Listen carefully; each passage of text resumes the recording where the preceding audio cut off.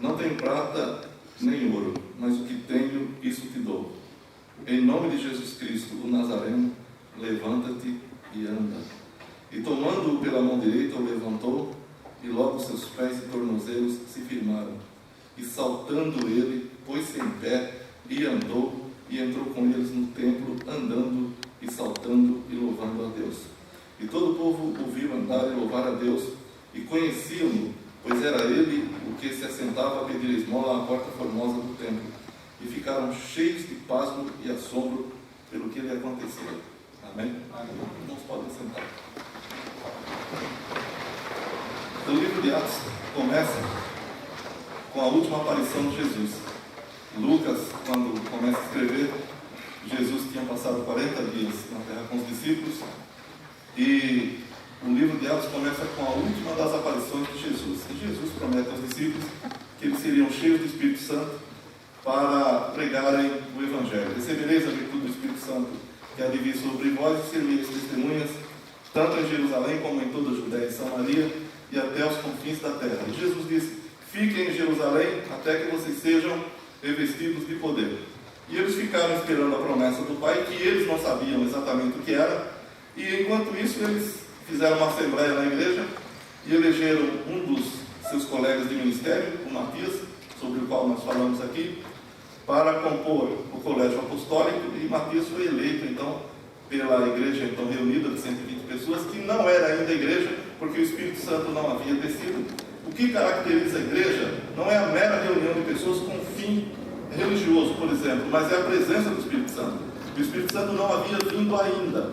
Então, no capítulo 2 de Atos, o Espírito Santo vem, aí sim nasce a igreja do Senhor Jesus Cristo, e como cantou Alexandre, todos os povos que estavam em Jerusalém ouviram o reverso do que aconteceu na Torre de Babel. Se na Torre de Babel as pessoas, os povos, ficaram sem uma orientação de Deus direta, só os judeus tinham essa revelação, em Atos, capítulo 2, no dia do Pentecoste, todos os povos ouviram falar das grandezas de Deus, cada um na sua própria língua, sobre o que nós já falamos também. E depois formou-se em Jerusalém uma comunidade completamente distinta de todas as comunidades que já existiram. Uma comunidade que as pessoas se preocupavam umas com as outras efetivamente, a ponto de cada uma vender o que tinha para dividir com os outros. Quer dizer, isso aconteceu naquele momento, e nós não temos notícia de que na história da igreja depois aconteceu fato semelhante. A igreja continua cuidando dos seus necessitados de alguma forma, mas a ponto de todos venderem tudo que tinham para dividirem, só aconteceu aquela vez. O livro de Atos dos Apóstolos pode ser considerado o Gênesis da igreja.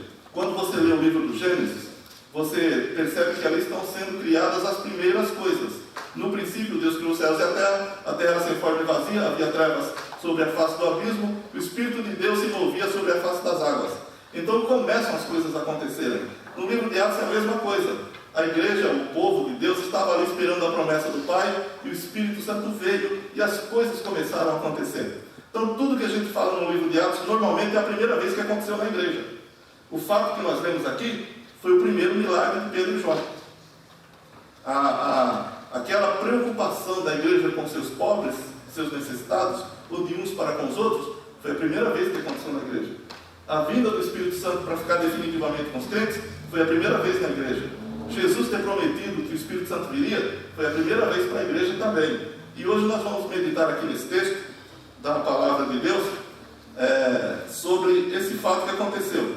Depois que diz que a igreja ela se reunia e viviam na comunhão, viviam partindo do pão juntos, viviam nas orações, em cada alma havia temor, muitas maravilhas e sinais se faziam pela mão dos apóstolos, todos os que criam estavam juntos, eles tinham tudo em comum, vendiam suas propriedades, louvavam a Deus e caiu na graça de todo o povo, e o Senhor acrescentava à igreja aqueles que se haviam de salvar.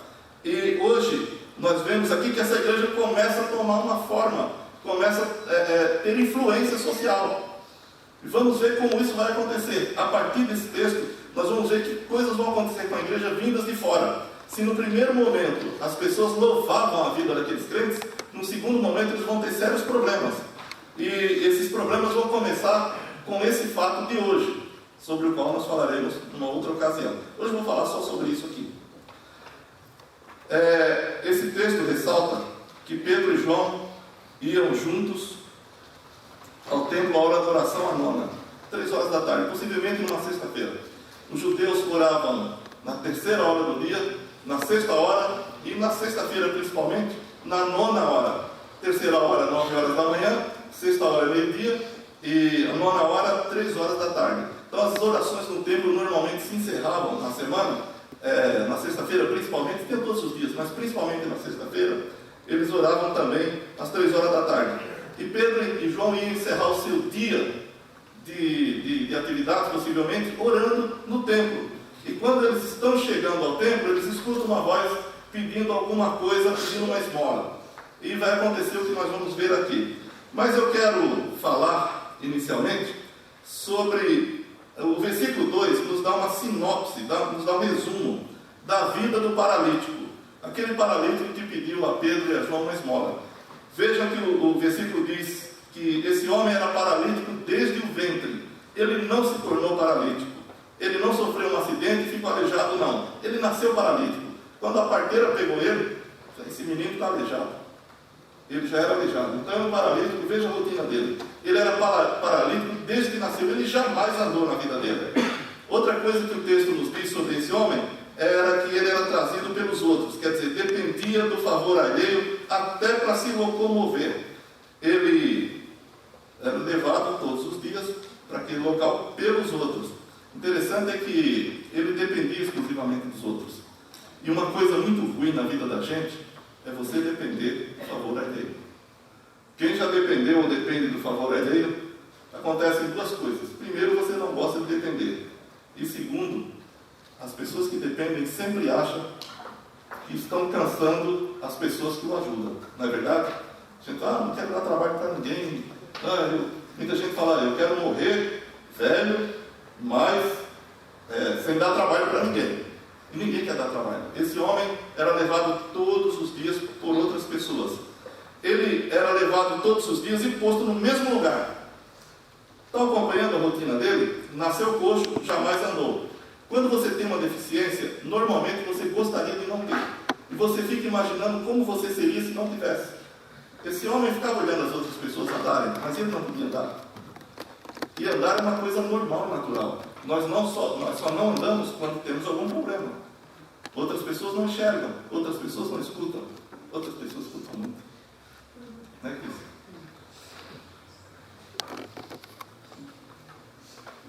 Esse homem nunca tinha andado. E ele era trazido à porta do templo exclusivamente para pedir esmolas. Veja que rotina desgraçada. Jamais andou, era sempre carregado pelos outros. A sua rotina era ficar todos os dias na porta do templo pedindo esmola. Você já passou por alguma rotina na sua vida? Você já passou por algum momento desses em que as coisas acontecem do mesmo jeito e você gostaria que tivesse uma mudança? Todos nós buscamos mudanças na vida. Principalmente quando as coisas que nós não gostamos, elas se repetem, e fica aquela rotina, aquela coisa desgraçada, doída, e a gente gostaria que mudasse. Né? Você está desempregado há muito tempo, aí você vai na empresa, manda currículo, não consegue emprego. Seu lar não está legal, sua esposa não entende você. Você fica fazendo de tudo para sua esposa entender, principalmente o que o homem faz para que a esposa entenda ele, é brigar com ela. Não é? É. No geral, em tese.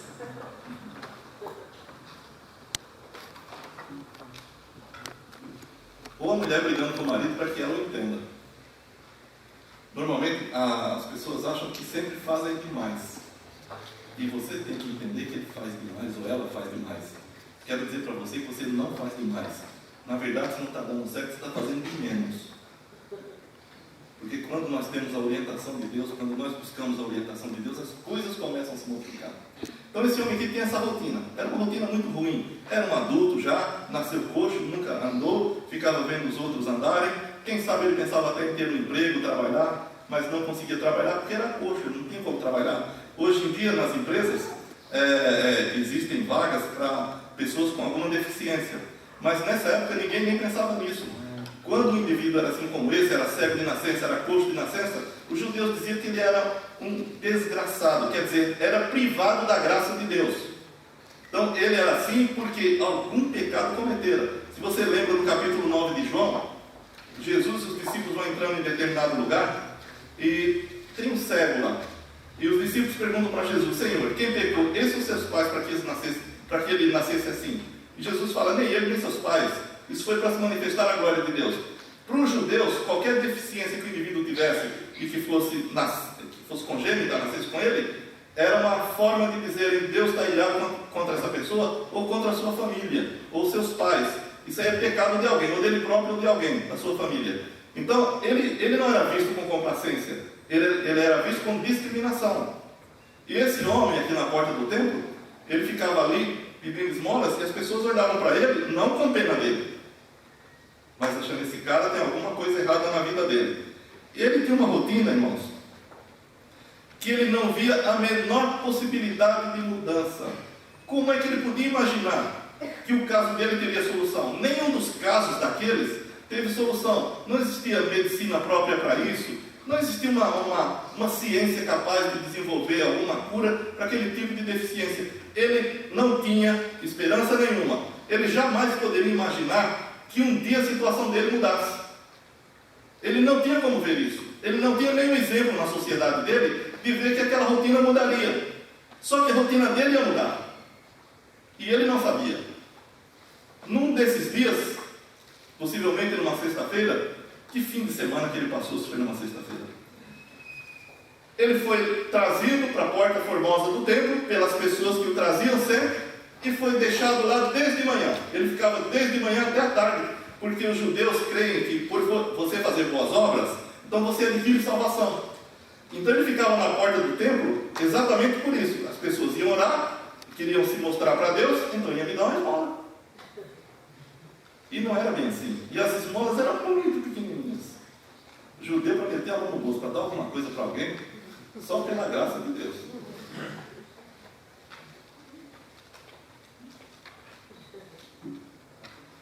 Ele ficava ali, naquela rotina, naquele dia.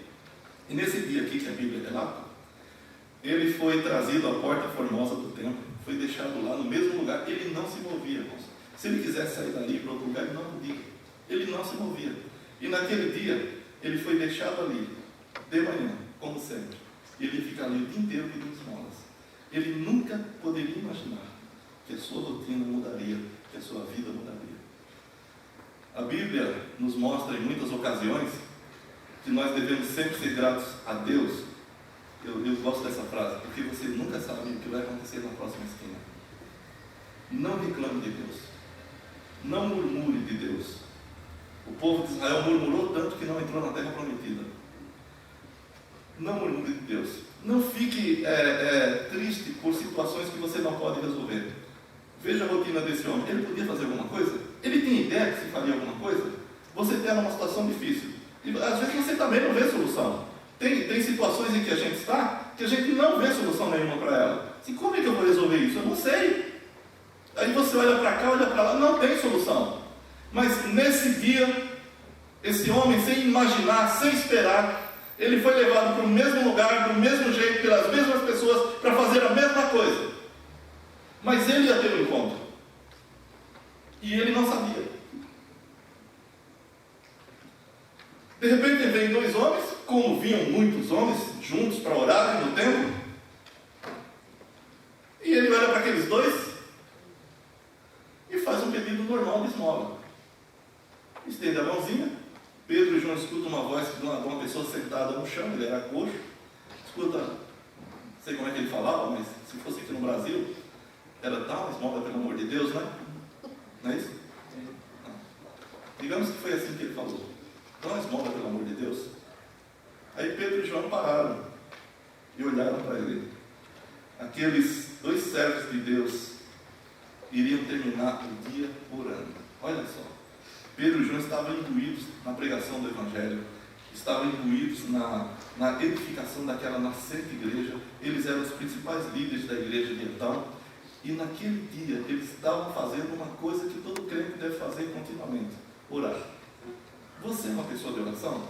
fosse hora de Deus, Pedro e João iriam encerrar as atividades deles dois naquele dia, às 3 horas da tarde, no templo de Jerusalém, orando. Aí eles escutam aquela voz, quando eles se preparam para atravessar a porta formosa, ouvir a voz daquele homem pedindo ali no final do dia uma esmola, como sempre fazia com todas as pessoas que entravam ali. Quando Pedro e João escutam o pedido de esmolas, Pedro e João também não sabiam o que iam fazer. Aí Pedro e João disseram para o homem: olha para nós. Aí o paralítico olhou, diz a Bíblia, esperando receber uma esmola. Ele não esperava outra coisa na vida. Ele nunca tinha recebido outra coisa senão uma mísera esmola daquelas pessoas que entravam, daqueles religiosos. Então Pedro e João disse: olha para nós. E a Bíblia diz aqui que ele olhou esperando receber alguma esmola, alguma coisa. E olhou para Pedro e João. Ele não podia esperar outra coisa. A rotina dele era receber uma esmola. E aqueles dois homens olha para o paralítico e fala: olha aqui, nós não temos prata nem ouro. Que decepção, né? Ele, possivelmente, eu acho que o paralítico, quando viu aqueles dois entrando no meio de tanta gente, olhou para eles. Você sabe que o servo de Deus tem um brilho no olho, não tem? O servo de Deus está passando tribulações, às vezes está passando problemas, às vezes não tem dinheiro nem para pagar as contas, mas existe uma paz, existe uma alegria, uma confiança, sabe que de um momento para outro o Senhor vai suprir, as coisas vão acontecer. Então o servo de Deus é confiante, não importa a situação que ele esteja vivendo. O servo de Deus não fica desesperado. O servo de Deus está sempre com semblante confiante. O servo de Deus sabe entregar as coisas a Deus. O servo de Deus sabe que Deus cuida do seu servo. Então ele tem um olhar confiante. Aquele homem, aquele paralítico, aquele coxo, olha para os dois e pede uma esmola. Eles dizem: olha para nós. Quando o paralítico olha, agora vai vir uma boa esmola, né? Ele fala: olha, nós não temos prata nem ouro. Mas o que é que aquele homem estava pedindo? Prata ou ouro? Uma esmolinha, não é? A pessoa que fala para ele diz: eu não tenho prata nem ouro. Então para que eu estou te pedindo alguma coisa, né? Você não vai resolver o meu problema. Mas aqueles homens tinham algo maior, tinham algo melhor. Eles de fato não tinham prata nem ouro. Eles disseram: mas o que temos, isso te damos. Você sabe que nem sempre o dinheiro resolve todos os problemas, né? A gente vive correndo atrás de dinheiro, atrás de coisas, como se isso resolvesse todas as coisas. Quero dizer para você que não resolve. Se aquele paralítico tivesse recebido uma grande esmola de Pedro e João, não teria resolvido o problema dele. Ele teria continuado na mesma rotina. Era coxo desde o nascimento e seria trazido todos os dias para continuar pedindo esmolas. Então, o dinheiro não é tudo. Então, não põe sua cabeça numa coisa que não é tudo. Salomão fala nos provérbios: se a vossa riqueza aumentar, não ponha nela o seu coração. O coração do crente deve estar sempre em Deus. Sempre em Deus e não em outra coisa qualquer. Pedro e João falam: nós não temos prata e nem ouro, mas o que temos, isso te damos. A rotina daquele homem chegou ao fim no dia que ele conheceu dois homens que não podiam dar uma esmola para ele. A rotina daquele paralítico chegou ao fim no dia que eles conheceram dois servos de Deus. Você sabe, eu acho muito bonita essa ideia de servo de Deus. Como servo de Deus é solução sempre. Servo de Deus nunca é problema. O ímpio é sempre um problema, mas o servo de Deus é sempre uma solução. Lá no livro de Isaías, só para a gente contrastar um pouco aqui, no capítulo 57, tem muitos crentes que se aconselham com ímpios, pedem conselho para ímpio, como é que eu devo fazer, fica vendo aqueles psicólogos da TV, homossexuais ensinando como é que se cuida de uma família, e a pessoa fica lá, tomando conselho de ímpios. Não faça isso, meu irmão. No livro de Isaías, capítulo 57, versículos 20 e 21, olha o que diz a respeito do ímpio. Se aquele paralítico tivesse encontrado um ímpio rico, tivesse dado uma esmola para ele, não teria resolvido o problema dele, ainda teria ensinado ele a reclamar de Deus. Porque diz assim em Isaías 57, 20 e 21: mas os ímpios são como o mar bravio, ou bravo, que se não pode aquietar, e cujas águas, ou cuja boca, lançam de si lama e lodo. Os ímpios, diz o meu Deus, não têm paz. É muito bom você ser um servo de Deus, e é muito bom a gente encontrar um servo de Deus, porque aqui no 57:19 de Isaías diz: eu crio o fruto dos lábios, paz, paz para os que estão longe e para os que estão perto, diz o Senhor, e eu sararei. Quando nós encontramos um servo de Deus, ele nos transmite paz. Jesus disse que os bem-aventurados pacificadores, porque eles serão chamados filhos de Deus. Não é aquele que semeia contenda, não é aquele que semeia encrenca, não é aquele que nos ensina a reclamar de nada, mas é aqueles que nos ensinam a palavra de Deus. Pedro e João não tinham prata nem ouro, eram dois duros, mas eles tinham algo muito maior do que prata e ouro. Eles não eram importantes pela riqueza, eles eram importantes porque eram solução para todo mundo. Olha para nós, o homem olha, não tenho prata nem ouro, não tenho dinheiro não, estou sempre custando no bolso, mas o que eu tenho eu te dou. O que você tem para transmitir e para dividir com os outros? O que sai do seu coração, o que sai da sua boca? Jesus disse que do coração procedem as palavras. Nós falamos daquilo que temos. Quando nós falamos as palavras de Deus, é porque Ele é abundante na nossa vida, Ele é abundante no nosso coração. Pedro e João não têm prata nem ouro, mas o que tinham deram àquele homem. E eles disseram para aquele homem: em nome de Jesus Cristo Nazareno, levanta-te e anda. E aquele homem levantou-se. Quando que aquele cidadão poderia imaginar que naquele dia ele iria realizar o seu grande sonho, que era de andar, de se pôr em pé? Quando ele podia imaginar? Mas Deus tem um plano na vida dele. E quando Deus tem um plano na nossa vida, a nossa vida é modificada completamente por Deus. Quando Deus toca em mim, quando Deus toca em você, a sua vida nunca mais é a mesma. Tudo se transforma, tudo muda, você não é mais a mesma pessoa. Pedro e João eram meros pescadores no mar da Galileia. Se Jesus não os tivesse chamado aquele dia, que passou lá pelo mar, nós nem saberíamos quem ele era. Tem tantos pescadores no mar da Galileia. Até hoje tem. Jesus chamou aqueles homens e os comissionou. E isso fez toda a diferença. Deu dinheiro? Não. Mas eles puderam dizer para aquele paralítico: levanta-te e anda. E sabe o que aconteceu na vida daquele homem? Diz aqui no texto que ele saltou, pôs-se em pé, andou e entrou com eles no templo, saltando e louvando a Deus. Uma vida que era uma rotina miserável, desgraçada, um negócio sem fim. Parece, não teria mesmo solução na cabecinha dele lá, não tinha solução para ninguém aquilo lá, mas tinha para Deus. Amém? E um dia Deus teve compaixão dele. E um dia Deus mandou 2 servos dele. Irmãos, como é bom ser servo de Deus. Quando Deus manda o servo dele, as coisas acontecem.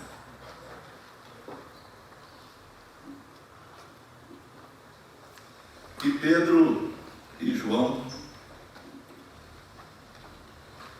disseram para aquele homem: levanta-te, toma tua cama e anda. Sabe de uma coisa?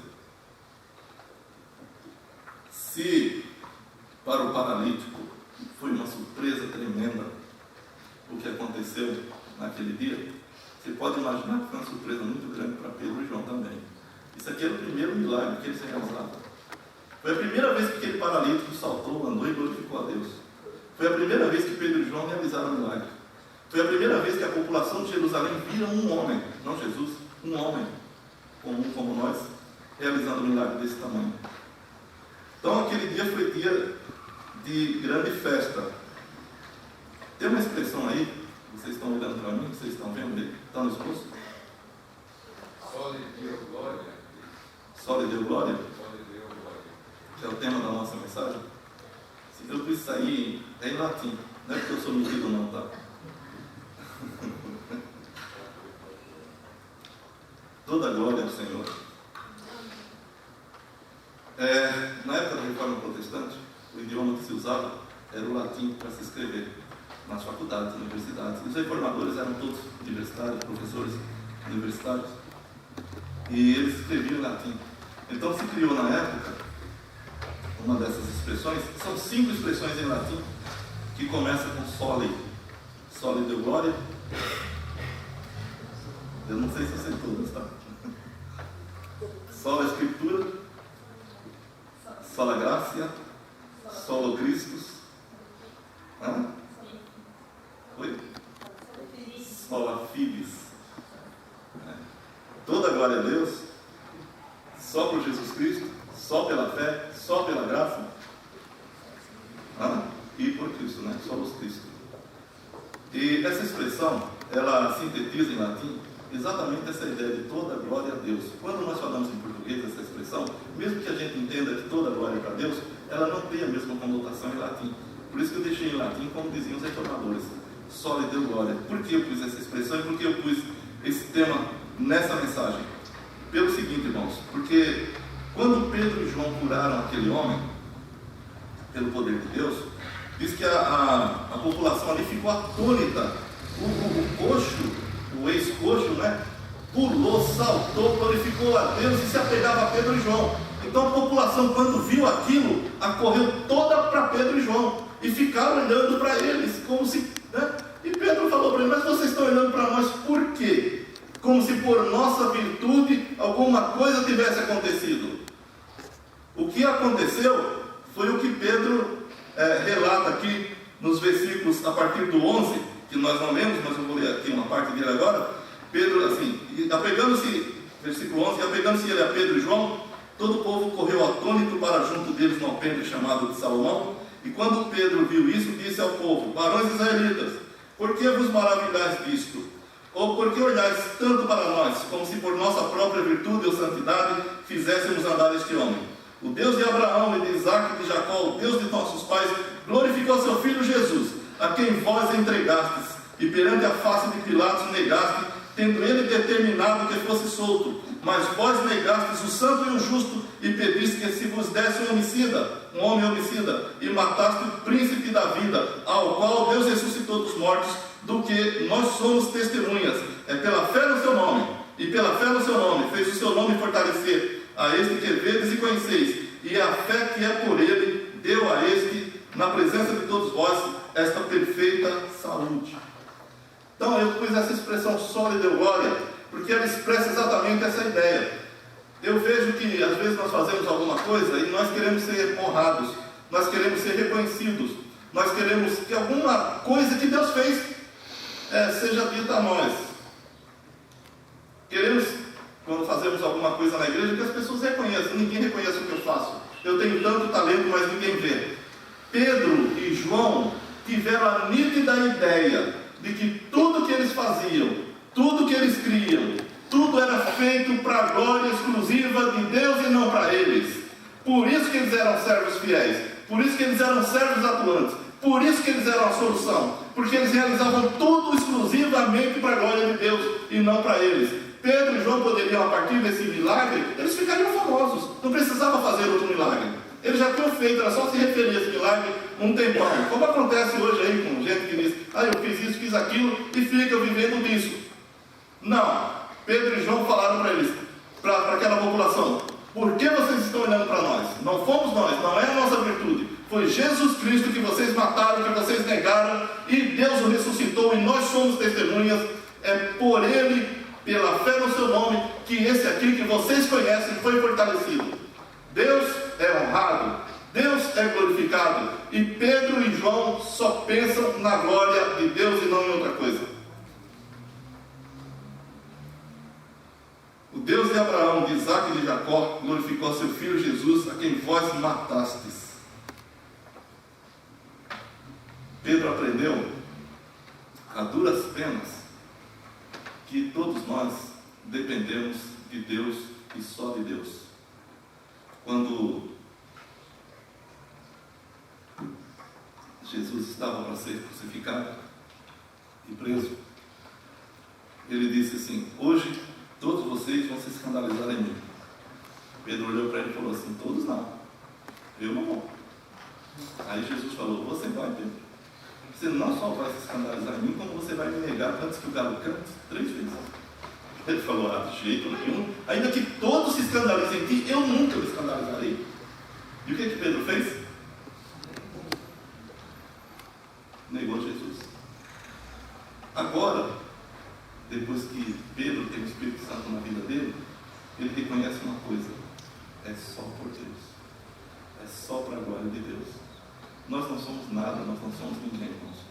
À medida que a gente deixa-se usar por Deus da forma correta, Deus aparece. E sempre que nós trabalhamos para a glória de Deus, as coisas acontecem.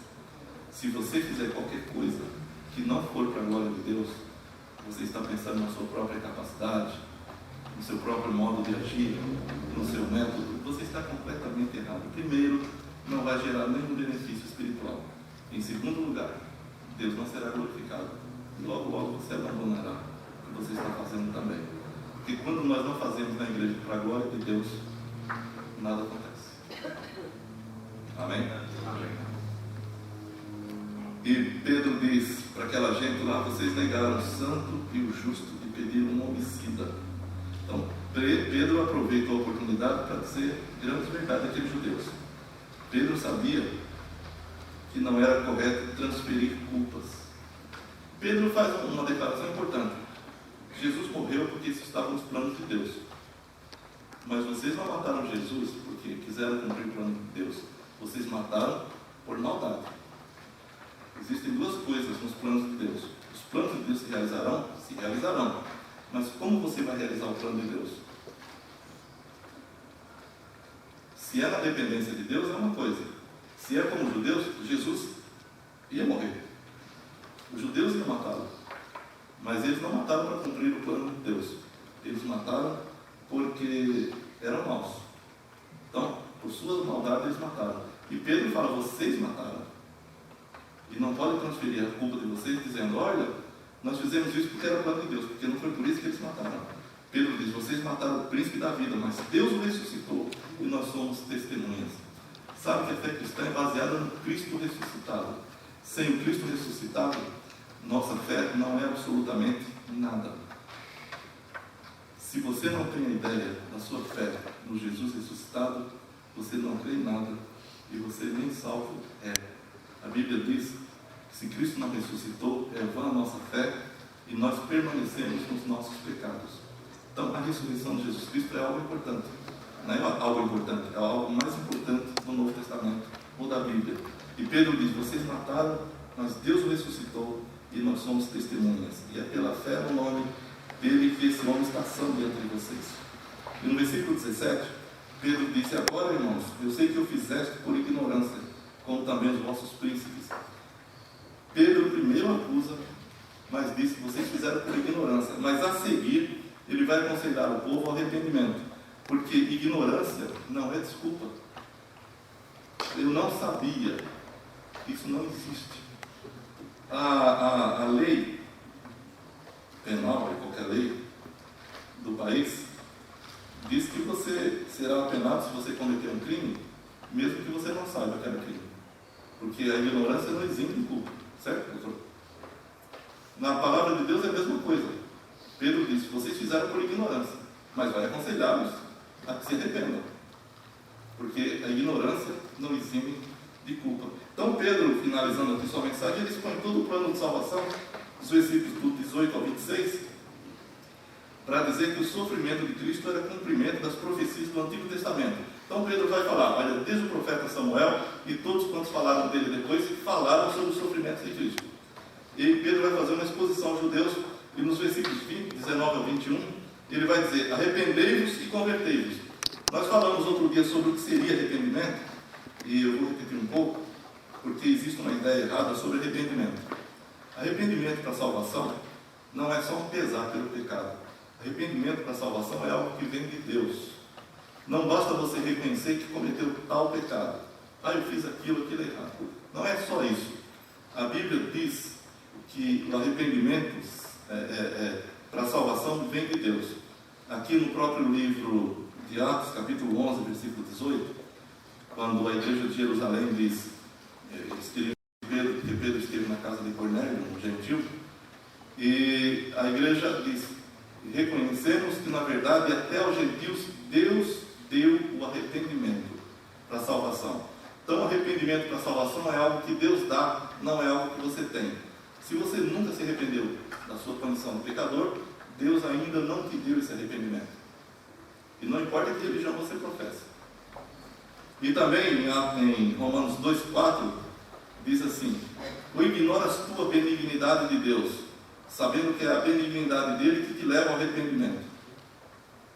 Então é pela benignidade de Deus que o indivíduo é levado ao arrependimento. Em 2 Timóteo, capítulo 2, versículo 5, se não me engano, versículo 15, será? Não. 25. 2 Timóteo 2, 25 diz: instruindo com mansidão os que resistem, a ver se porventura Deus lhes dará arrependimento para conhecer a verdade. Então, o arrependimento na salvação é algo que Deus concede, não é algo que você tem. Naturalmente você não tem. Então, Pedro diz aqui para essa gente aqui: arrependam-se, segundo Deus, é claro, e convertam-se segundo Deus. Volte para Deus. E ele torna a dizer que todos os profetas, nos versículos 22 a 24, falaram a respeito de Jesus. Moisés, no capítulo 18, que é o que do Deuteronômio, que Pedro vai citar aqui, disse: o Senhor levantará um profeta semelhante a mim, a esse profeta ouvireis, e toda alma que não ouvir será extirpada do seu povo. E Pedro então se refere a essa profecia de Moisés, e depois vai falar no versículo 25, lembrando-se de Gênesis 12, que Deus disse que em Abraão seriam benditas todas as famílias da terra. E no versículo 26 ele termina dizendo que Deus ressuscitou seu filho, e primeiro enviou a vós, para que nisso vos abençoasse, e vos desviasse a cada um das vossas maldades. Quer dizer, o arrependimento para a salvação gera uma mudança absoluta de vida. Não existe nenhuma pessoa que se converteu a Deus, que foi convertida a Deus, que não tenha mudado de vida. A conversão a Jesus Cristo, ela é caracterizada por uma mudança de vida.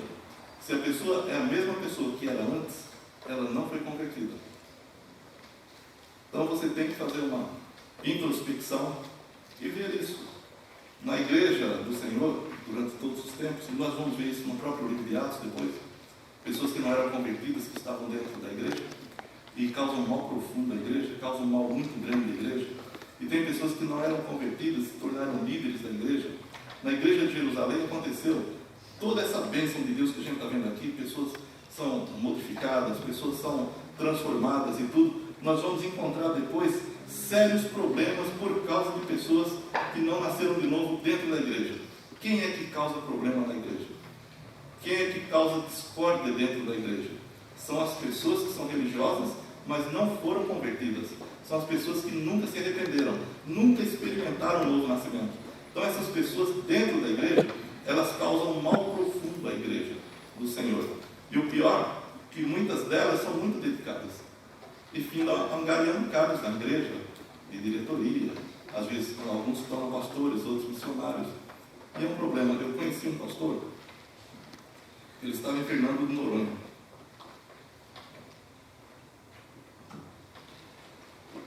Pastor Batista. E muito sozinho ali trabalhando, né? De repente apareceu um outro lá de uma outra denominação, dizendo que também era pastor, era missionário. Deu uma denominação histórica, não vou falar o nome. E foi uma bênção para ele, porque outro pastor ali, né? Aí ele começou a dividir os trabalhos, as tarefas. Sabe o que aconteceu? Aquele outro pastor que chegou, destruiu o trabalho que ele tinha realizado. Então o que eu estou dizendo é isso. Pessoas não convertidas vão causar problemas na igreja. Então quando Pedro prega o evangelho para aquela gente, ele vai dizer claramente: vocês precisam se arrepender. Vocês precisam mudar de vida. A mensagem do evangelho é uma mensagem modificadora. A mensagem do evangelho, ela não nos conserta, ela nos transforma. O crente é um transformado. O crente é uma pessoa que foi transformada por Jesus Cristo. Você passa a ser a habitação do Espírito Santo. Então quando Pedro começa a pregar o evangelho ali, ele de pronto ele diz: vocês mataram Jesus Cristo, vocês mataram o príncipe da vida, vocês o crucificaram, vocês fizeram por ignorância, mas arrependam-se, sejam convertidos, sejam transformados. E no versículo 26, que nós lemos aqui por último, diz: e Deus vos abençoe e desvia cada um das vossas maldades. Quer dizer, quando a mensagem do evangelho entra no coração da pessoa, ela é transformada. Se ela não foi transformada, ela precisa ainda de Jesus Cristo. Pode ter certeza disso. E Deus quer que o seu povo seja de fato um povo especial. Lá no livro de Tito, capítulo 2, a partir do versículo 11, diz que a graça de Deus se manifestou salvadora a todos os homens. E a graça de Deus, diz Paulo a Tito, nos ensina, nos ensinando, não é? Eu esqueci do texto. Tito 2, a graça de Deus se ha manifestado, trazendo salvação a todos os homens, ensinando-nos que, renunciando à impiedade, veja só que a graça de Deus nos salva em Jesus Cristo, mas nos ensina a renunciar à impiedade, às concupiscências mundanas e a vivermos nesse presente século sóbria, justa e piamente, e aguardar a bem-aventurada esperança e o aparecimento da glória do grande Deus, nosso Senhor Jesus Cristo. Então, a graça de Deus, ela não é só aquela mensagem de um Deus legal. Na verdade, a mensagem da graça de Deus não é essa. A mensagem da graça de Deus é o seguinte: você é um pecador perdido e merece só a condenação, mas em Jesus Cristo você é salvo, e Deus soberanamente derrama sobre você a benignidade dele que tem Jesus Cristo, como diz João 3,36, não é? Aquele que tem o Filho tem a vida, quem não tem o Filho não verá a vida, e a ira de Deus sobre ele permanece. A mensagem da graça de Deus é essa. Não é que Deus é um Deus legal, é que Deus nos deu solução em Jesus Cristo. Se você tem Jesus Cristo, você foi transformado por Ele. Um dia você se arrependeu, um dia você nasceu de novo, você é outra pessoa. Você deixou de ser desse mundo. Paulo diz aos Colossenses que Ele nos ressuscitou e nos fez assentar nas regiões celestiais. Então, para Deus, você é um ser que já está com Ele. Por isso que você também é salvo eternamente. Então, a salvação é uma transformação total de vida. Se uma pessoa não foi transformada, ela precisa ser transformada por Jesus Cristo. Ela precisa entender que é uma pecadora e que precisa de perdão. Foi isso que Pedro disse aos judeus em Jerusalém: mesmo que vocês fizeram por ignorância, vocês mataram o príncipe da vida, e devem se arrepender disso, e devem confessar os seus pecados, e devem deixar essa vida e serem transformados pelo Senhor. Essa é a mensagem que Pedro dá àqueles judeus. E Pedro faz isso porque ele entendeu que todos nós temos que sim viver para a glória de Deus. Para concluir, quero dizer o seguinte: a grande lição que encontramos nesse trecho da palavra de Deus é que tudo que somos, o que fizermos, ou pensarmos, deve ser feito exclusivamente para a glória de Deus. Pedro e João, quando viram as pessoas olharem extasiadas para eles falaram: olha, é para a glória de Deus. Foi Jesus e não nós. Vivemos exclusivamente para Ele e por Ele. Que a igreja do Senhor aqui reunida tem essa convicção. Você vive para a glória de Deus? Tudo que você faz, tudo que você é, tudo que você pensa é para a glória de Deus? Deus quer que nós entendamos isso e vivamos em completa dependência dEle. Aí sim o seu nome será glorificado para sempre nas nossas vidas. Amém? Enquanto os padrões do mundo forem o nosso norte, Deus não é glorificado. Quando os padrões dele são aquilo que guia a nossa vida, então toda a glória é dada a Deus. E essa frase que temos aí, sólida glória, será muito visível nas nossas vidas. Então, que Deus seja honrado, que Deus seja glorificado, que toda a honra, que toda a glória sejam tributadas a Ele através das nossas vidas. Amém?